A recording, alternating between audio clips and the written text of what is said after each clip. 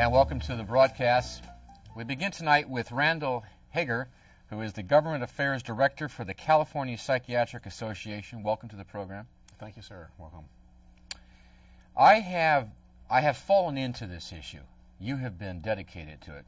I have fallen into this issue by reading pieces, news accounts, and so on, and piecing together something here about Laura's Law and Kendra's Law, and the number of people who are mentally ill on the streets, and family members who wanted to protect someone that they care. All these pieces were sort of on the peripheral, so I'm watching it come together. I'm trying to do this for our viewers. I'm going to focus on this issue. And you wrote, or you helped write, Laura's Law. So you're the right person to tell me why people are ignoring the mentally ill, whether they're in the family or they're on the streets. There's almost a deliberate attempt to say it doesn't exist while treatment does exist.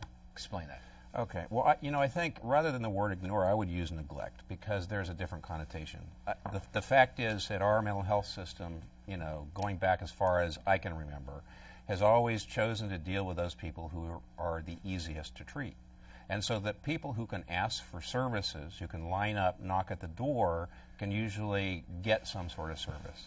Right now, what we're seeing after a decade is a big population of chronic, homeless, mentally ill people who are not responding that way. And I think that's why Laura's Law is really important. And I think, the discussion around the state right now is turning to what's the next step. And I think that Laura's Law is the next step. Well, I know you're trying to be optimistic, but let's just look at the reality. I mean, let's look at, in San Francisco, a man is released from prison. The prison officials did not realize he was really mentally ill. He slashes a young woman in a coffee shop in West Portal. About 2 or 3 weeks ago, a person who everyone knew was obviously having real serious trouble in Justin Plaza attacks a police officer. Okay, we're lucky it's only been a couple incidents. There were a couple incidents that were basically buried in the press. One in my neighborhood where a woman was slashed at a bus stop. Okay, that's the homeless people. But the other half of Laura's Law really is about, Laura was not killed by a homeless person. She was killed by someone whose family knew that the person needed help. Yes. So this law is also designed not just for the homeless, but for anyone who will not seek help but needs help. Correct. So in Laura Wilcox's case, it was someone who was connected to the mental health system. But traditionally, we cannot respond to danger with an affirmative act. So if somebody makes a threat, if you consider it dangerous, you have the person hauled away by the police. It's not a solution.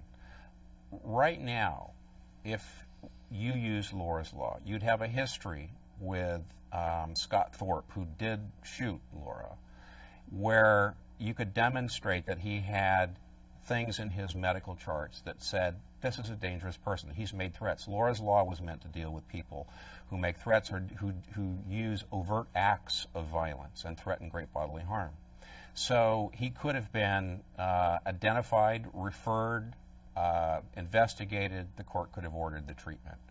The different thing about Laura's Law, as opposed to most community services, is there's a kind of accountability that's built in that makes it work for this population that says, no, I'm not sick, I don't need help. And that's basically that the treatment team and the individual are both in court, and they're both ordered to do what the treatment plan that they've both mutually arrived at says. So the treatment team is actually accountable to the court just as much as the individual, which is one of the keys to success in New York, where Kendra's Law works very well. Yeah, and there's money available, isn't there? I mean, the counties can apply for funds from the state because they, I believe, did a 1% surcharge tax on the rich, so-called, and that fund's there. The city of San Francisco apparently applied for it to enact Laura's Law. They only got $5 million and decided they didn't want any of the money. The money's there. Only 2 counties in the state of California have made use of that money. Why then the delay when all the work you did and the money is still, there is money available? Well, yeah, back in 2001 when we were working on this bill, we had, it was AB 1421, and AB 1421 had $50 million in it. But if you remember 2001 and the budget crisis of that year, that's the first year where we started talking about 25, 30, $35 billion of debt. So that bill couldn't survive with that kind of an appropriation in it, and so it was removed. Had it had money, I think you'd have seen pilots around the state and maybe even full-grown programs by this point in time, where the program was actually up and running and doing wonderful things for people. So today, you have the Mental Health Services Act. There is the possibility of using funds from that act to fund services.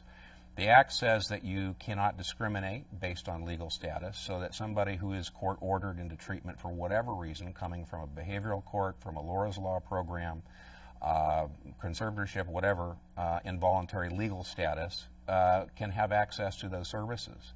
So what San Francisco and communities around the Bay need to do is focus on setting up those core services with this money. And then you can take and basically you can bolt on programs like Laura's Law and make them utilize those. Do you see that? Do you see that commitment? I mean, the city is planning to close 25, 22 acute beds.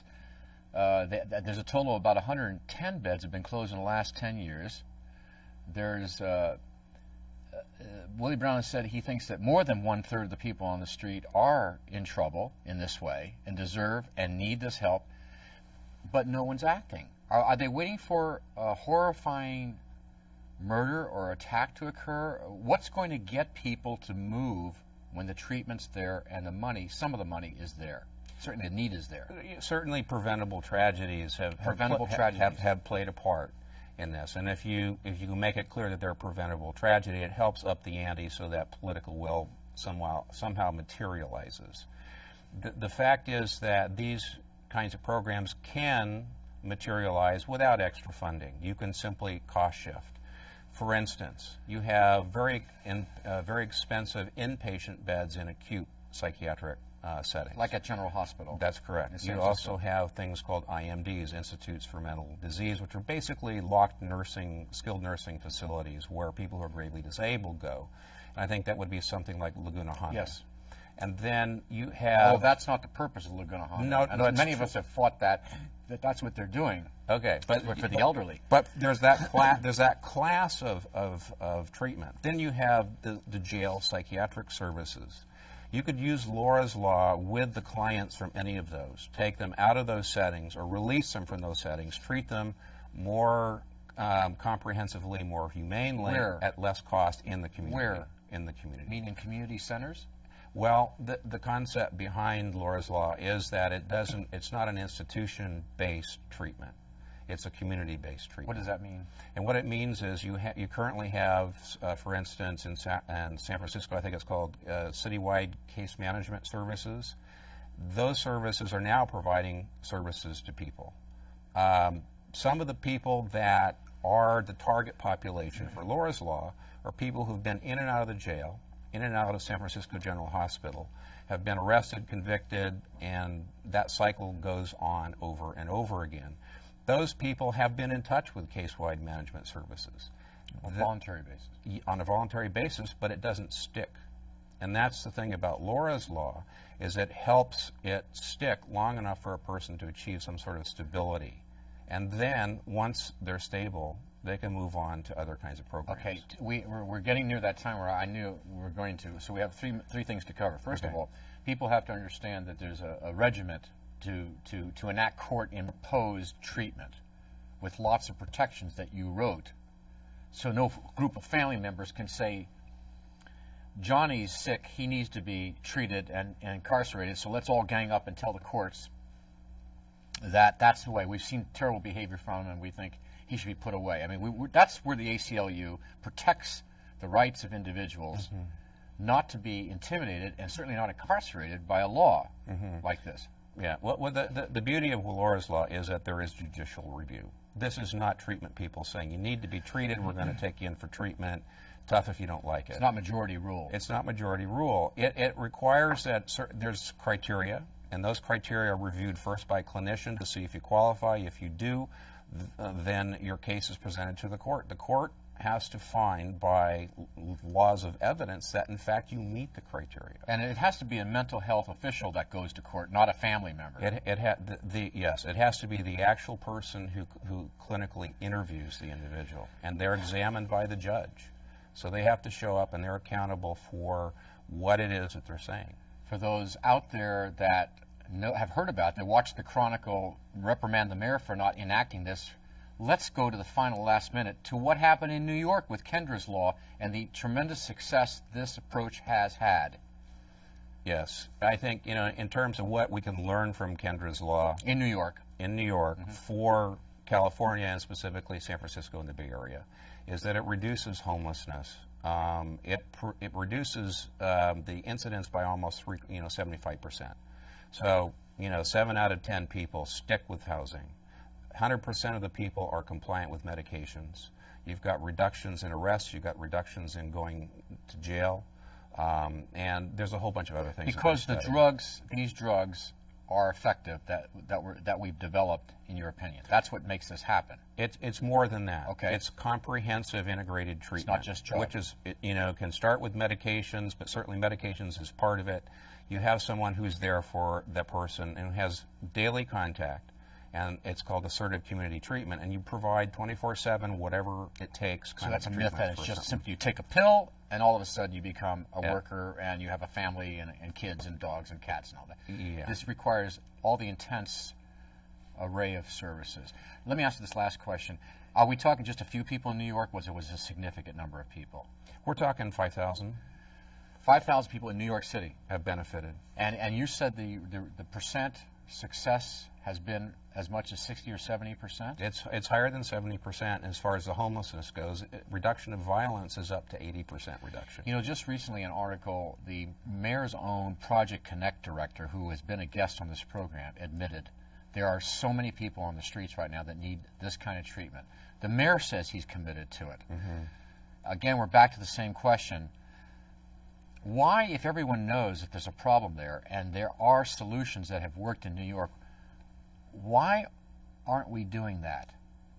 Well, I think you will do that here in San Francisco. I think people have reached the point where it's become very clear that the current solutions are not an answer. Laura's Law is not an answer for everything, yes, but for a small segment of people, it can be very, very effective. And if you don't use that tool, you have no alternative with these people.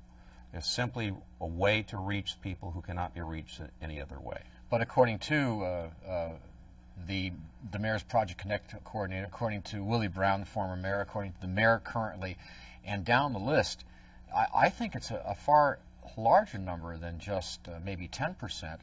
The figure is 30, 35, 40% of the people on the street would benefit from this, or are being hurt by not having this law enacted in the county of San Francisco. I would agree. I rarely, and we have never made an appeal, but I hope the viewers understand this because they're going to have an opportunity. I think they're going to have an opportunity to vote on this. Yeah, I think in the next 6 months, there are already people in the community that I'm hearing about who are talking about the need to do that, and they're not just saying, somebody needs to do that. There's people out there who are willing to take action. And I think that comes from the citizen level because everybody knows somebody who has a severe and persistent mental illness. Well, I think you made a contribution to that. I'm glad that you were able to make it, coming from Sacramento. Randall Hagar from the California Psychiatric Association. Thank you for being with us. Thank you for having me. And stay with us. We'll be right back.